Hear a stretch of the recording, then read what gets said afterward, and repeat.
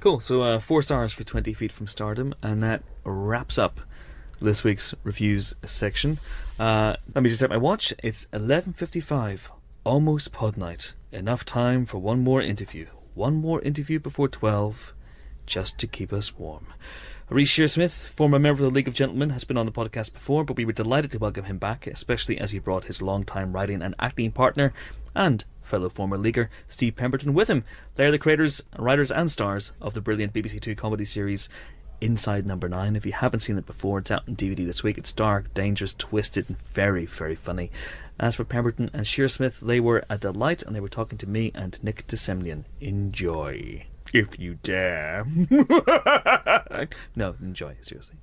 We're delighted to be joined in the pod booth by Reece Shearsmith and Steve Pemberton, the creators of the brilliant Inside Number 9. Welcome, gents. Hello. Hello.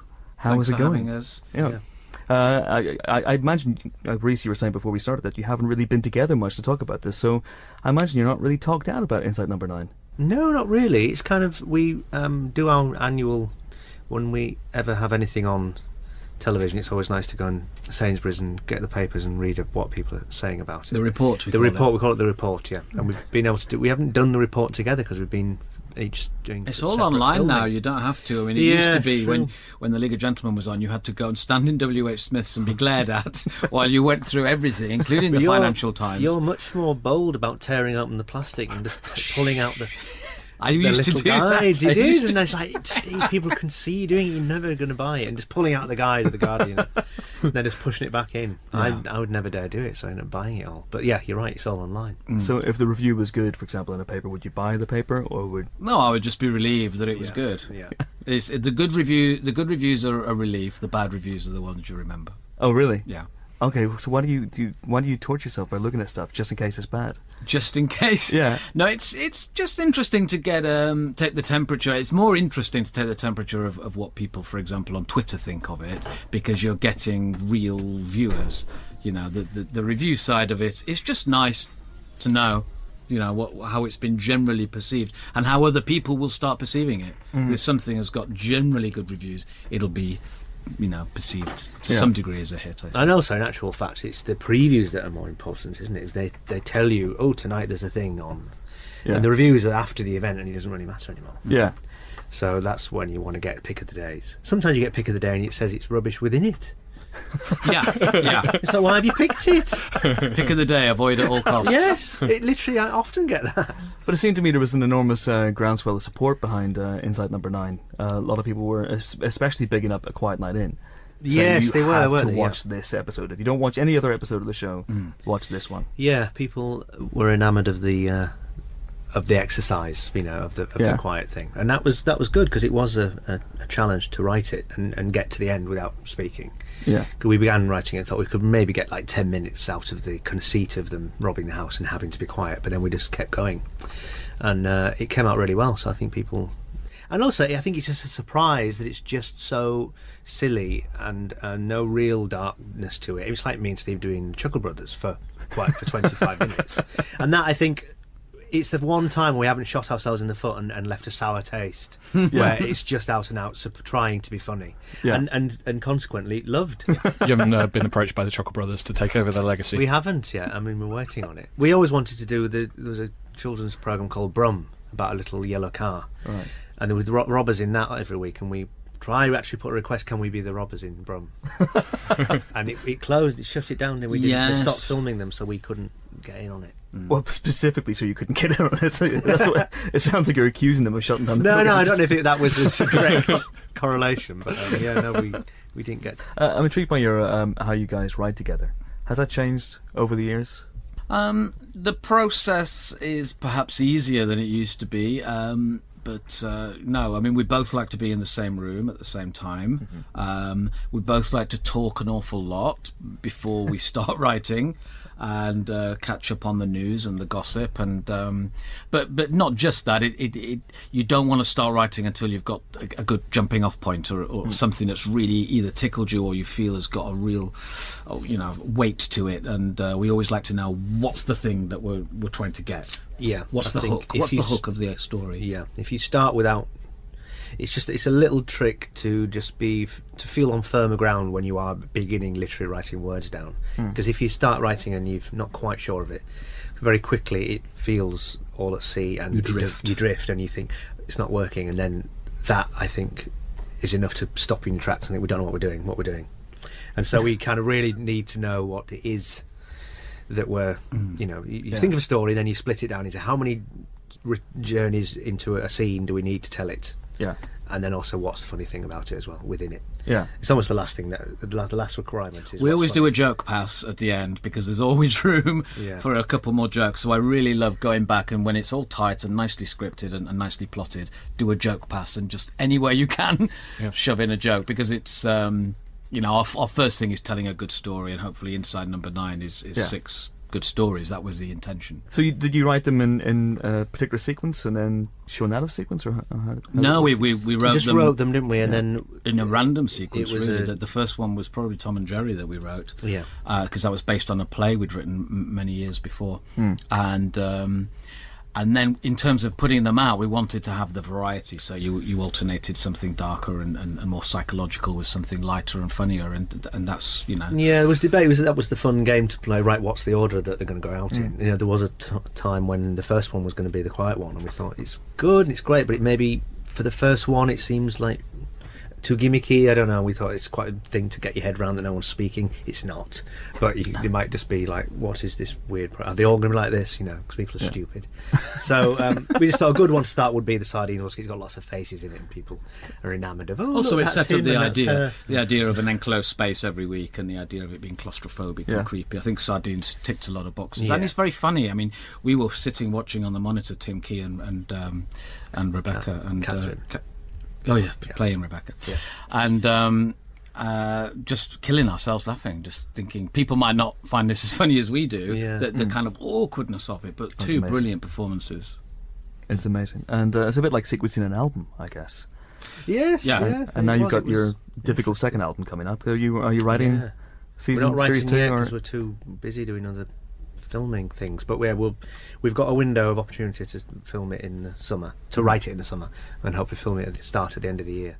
I mean, the frightening thing about a writing process is you don't know how long it's going to take until you start. Yeah. Because we will have a quite short amount of time before they hope to start filming, but these are very particular. These are so dependent on having good scripts, and we won't start filming until we're happy that we've got 6 new ideas. And in a way, it's an easier thing to just hit an idea and just do 30 pages and move on, but you've got to reinvent it every time. You've got to come up with 6 times. different It is hard. styles, 6 different places, and 6 different stories that are going to live up to these ones, because we're very proud of these first series. It's exciting though to think what the 9s could be. Doesn't always have to be a room now. Yeah. So we've got some different ideas which are good. But it's exciting because it's such a, it's in one way it's great, but in another way it's terrifying because there's no bounds to, it's limitless what you could do as long as it's in something that's a 9. Well, next door to this podcast studio is number 9. So Right. This is effectively 9A. This So could be it, you yeah. could do one where you're trapped with 2 podcast hosts who Yes. don't know Just what they're one talking about. We have some Twitter questions that people have been sending in. Okay. So I just wanted to give them to you. So Camden Leisure Pirate asks. It's very important you give us the handle. The Camden Leisure Pirate. Says, did they ever / would they ever think about directing? Oh, that's a very interesting question. We have in the past, haven't we? Almost every project we go, should we do it? It does occur to us that the scripts are written, without being arrogant, very prescriptively in a way. I think we really write knowing what we imagine it to look like in the end, or hope it would be like.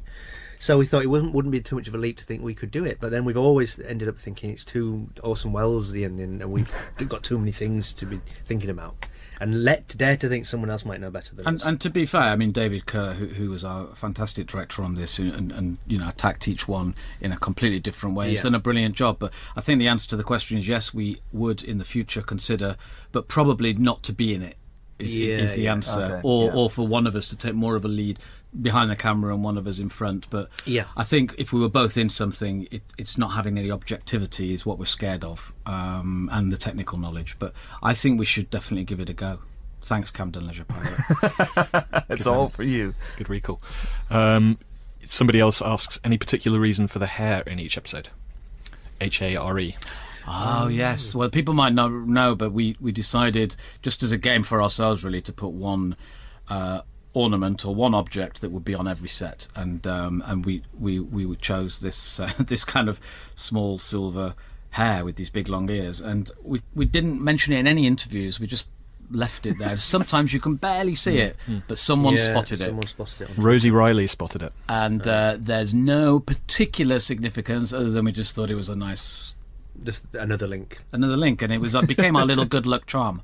And whether we'll carry on with it in series 2 or be good, I think we should maybe do a different thing. Yeah. Well, then all it would become about is what's the thing, what's the twist, and where's the hair?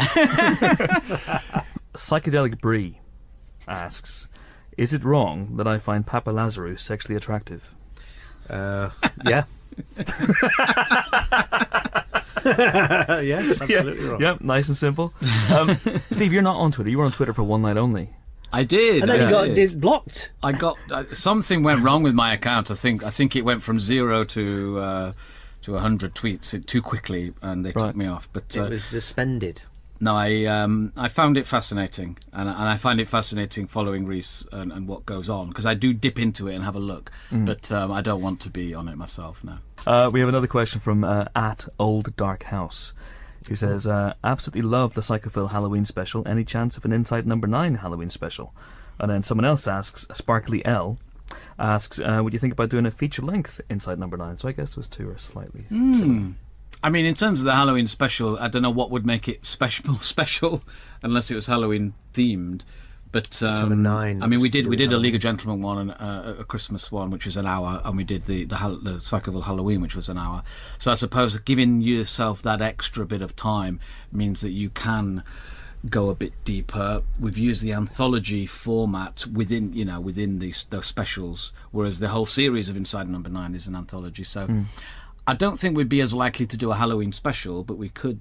You could do a longer extended version. Form, and I think we always said after we did the League of Gentlemen film, if ever we were going to do another film, we'd do something more contained, because that was quite a big sprawling epic story with with monsters and slow motion and different time periods, and it'd be quite nice to Curate's Egg, as it's known. Yeah, Curate's Egg, and it'd be quite nice to do an Inside Number 9 feature length. But if someone comes and gives us the money, we'll do it. But in the meantime, we're very happy making these little half-hour BBC Two scary, funny programs. You mentioned the League. I don't know if you guys are aware. It's 15 years since the League was on TV for the first time. Wow! Were you aware of it being an anniversary? Kind of, yeah. We're more looking at in 2020 it being 2019 it'll be 20 years, so that's what we're thinking of. That's what we're aiming for. Yes, and get to them. But because we started on the League of Gentlemen before, sort of 95, 25, I think, when we started, so that was our starting point, and then we did the live shows, then the radio series, then it got on TV in 99. So yeah, it's amazing. It's absolutely amazing, and people still love it and still quote it. And we did some sketches recently for a charity gig, and it was really well attended. Yeah, it was lovely, wasn't it? So we're all still great mates, and people always ask us if we'll do anything else in the future, and now we're confidently going, yes, we will. We don't know when or what, but we will in the future. Do you ever bust out the voices to each other, or is that have you buried them? Don't really do them anymore, do we? It feels like it was really odd doing his Tubbs and Edward, for example. Yeah, I said to you, "What's the voice?" And we were going backstage with sellotape, trying to stick our noses up, and it just felt like a lifetime ago. Yeah. But no, of course, the thing you're doing at the moment is always the thing you're concentrating on, and you're trying to avoid replicating that. It's very hard when you've done 30 odd characters in one series to keep coming up with new voices and new characters and things you haven't done before. But in fact, it's impossible.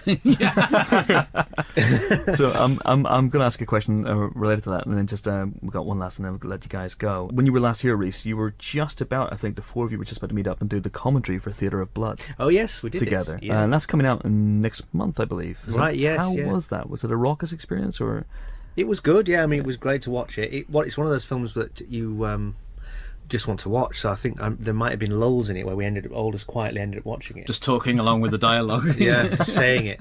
So, but it was good fun. We're all massive fans of it, and we did a little bit on Dr. Fives as well because that's coming out with Arrow Films are doing. Oh, you did Dr. Fives as well? Yeah, Oh, yeah, fantastic. We didn't do a commentary. We just did an interview. Oh, right, okay. Impromptu. So, yeah, two of our favourite films, and Yeah. it's great to be somehow linked, even though we have nothing to actually link us to them.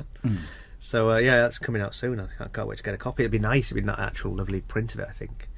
So, because Surely they're going to send you one.